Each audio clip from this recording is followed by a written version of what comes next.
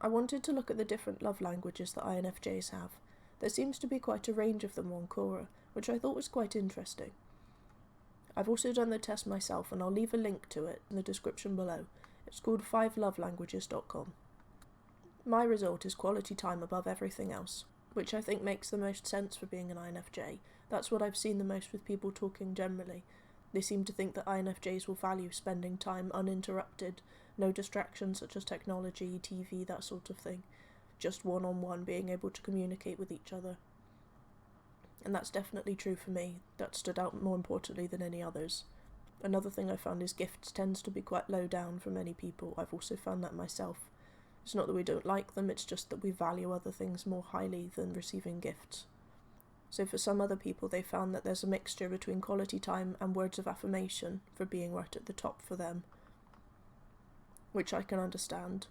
Yes, words can be very important to us. It's nice to be told how much we are appreciated, because as INFJs we will often make sure that other people know how much they are appreciated and valued. We will often tell them. So it can be nice to be on the receiving end as well, to hear that someone appreciates us too. Other people have said that words of affirmation are at the top, closely followed by acts of service. I've seen this quite a lot throughout. People like acts of service because they take it as people are meaning what they say. They're doing what they say they're going to do, rather than just saying how much they love them. They're actually showing it by completing an act of service. I can understand how important it is to show someone that you love them rather than just say it. Lots of people make empty promises, lots of people say things that they don't mean. So yes, I can understand why this is definitely important. It's not at the top of the list for me, because I find quality time shows that. If someone's willing to remove all distractions and to focus 100% on spending time with me, on interacting with me, doing something with me, a hobby or going for a meal, going for a walk, just the two of us, that I think shows to me that they mean what they say. But I guess acts of service can be a good way of showing someone that the words of affirmation someone is saying is not just empty, that they actually mean it. Someone else has put physical touch, closely followed by quality time. Physical touch, again, I think is also a way of showing someone that you mean what you say, that if you're willing to put your arm around them or hold hands when you're walking down the street together, it's showing that you do love them rather than just empty promises. It comes across to me that as INFJs, we want people to prove to us that they love us rather than just say it, because we know how manipulative people can be. We know how much people can lie about things. So it will depend on the person as to what will show them that you do mean that you love them. So that's where for some it'll be acts of service, for others it'll be physical touch, others it'll be quality time or a mixture of them. But we definitely need that proof, I think. And again, receiving gifts is last. That seems to be last for pretty much everybody I've found. Not quite sure why with that one, I guess. Because again, gifts, you can just give someone a gift because that's the thing to do. It's like buying someone flowers and chocolates on Valentine's Day. Are you really doing that from the bottom of your heart, or are you doing that because that's just what people do? I think that probably doesn't cover proof as much as other areas would. You can buy someone flowers once a month because that's just the thing you do for your girlfriend. You can go out for a meal together because that's just something you should do in a relationship. It might not actually have any deeper meaning, and that's what we as INFJs are looking for, that deeper meaning, that proof that you can't always tell from someone's initial action. You need to look deeper to see, do they really mean what they're doing?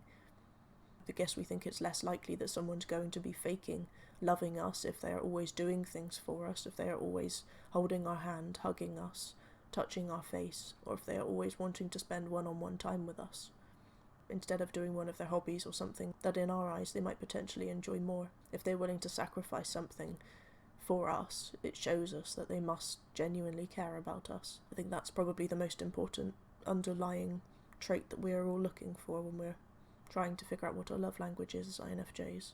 And someone else has basically said the same thing I found, but put it in a different way, saying that above all we're looking for connection, which is kind of what I've been saying, that it's not so important what people are actually doing, it's the meaning behind. Do they actually want to connect with us? Do they actually want to be with us? Do they want to spend time with us? That's what we're looking for. So they're not just with us for the sake of it, because it's easy, because it's convenient. They genuinely want to be with us. I'd say that person probably has quality time up top as well, because they need to know that their partner wants to be with them, not just sat next to them on their phone or playing a game or whatever, but actually with them. They want a connection, they want to get to know them as a person, to understand who they are, what they like. their values, their interests, that sort of thing. That's all that we are looking for is proof. Someone else has said they started off liking words of affirmation and quality time, and then they realised that that can be faked. So now they look for actions, because actions speak louder than words. Again, going on what I was saying earlier, of how important it is for people to not just say that they like us. Maybe lots of INFJs have experienced people on the surface level liking them, saying, oh yeah, you're a good friend, seeming to enjoy their company, but then behind their back saying mean things, or as soon as push comes to shove and we need something, we need a friend, then nobody turns up. Maybe that's made us a little bit cynical, a little bit skeptical of whether people truly mean what they say, so then we have to look for proof. We have to look at someone's fruit to see, does it match up with what they say? They say they're this wonderful person and they really care about us, but is that what their actions are showing to us? Are they always spending time with their friends and putting us off and saying, oh, I can't meet up now, we'll have to do it another time, rearranging things at the last minute, never seem to have time for us? Well, that would definitely show that they're not meaning it, even if they're sending the most wonderful texts of how much they love us, these wonderful poems. Just having something like words of affirmation by itself, that wouldn't be enough, because their actions wouldn't be matching up. They say they love us, but they never have time to come round. They don't want to see us.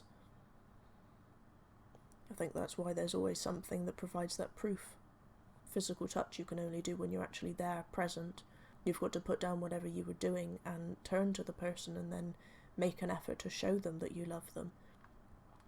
Quality time, again, you've got to stop whatever you're doing and turn and spend time with that person, interact with them, talk to them, get to know them better, understand where they're coming from. An act of service, again, you have to know the person well enough to know what do they appreciate.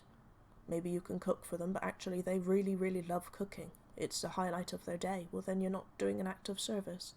You're actually taking away something they enjoy, so you'd need to find. Instead, they hate washing the dishes, or they hate hanging the washing out on the line outside, or they hate cleaning their car out. That would be something you'd need to get to know the person to find that out. It's not just a generic, let's Google how to be a good girlfriend or boyfriend. I think, again, that's what we're looking for with the connection. It's that you know me personally, you know what I as a person like, not just generic, all girls like flowers, let's buy her some roses on Valentine's Day, or taking your boyfriend out for a steak dinner because that's what guys like. Or maybe he'd much prefer it if you spent the time to cook it yourself. Maybe that would mean a lot more to him than just going out to some restaurant. You need to know the person, you need to know their likes, their dislikes, what makes them happy. It requires a lot more time and effort. I think that's what we're looking for as INFJs. Taking the time to get to know us, what works for us, what we like, rather than just picking something generic. I've always known mine's quality time at the top. That's been very important to me. I just thought it was quite interesting to see whether other INFJs would share that, or whether they'd have different things that they liked instead. And it's interesting, as I've been scrolling through Quora, looking at the answers, to see a bit of a pattern, that everything people have said, either first or second, if they've had words of affirmation, they've had something as well that's backed up, that's given proof for, yes, this person definitely does like me, there's the proof there. And that it would mean they'd have to take a bit more time and effort than just popping to the shop and buying a box of chocolates every now and again and throwing them at your partner, going, here you go, bought you a gift. I think we'd probably appreciate gifts a bit more if they were well thought out, if they weren't just generic, if someone got to know us or our hobbies or interests and then went out and picked a book that they know we'd really appreciate, or something to go with one of our hobbies that we really enjoy doing. I think that's when a gift would be much more appreciated.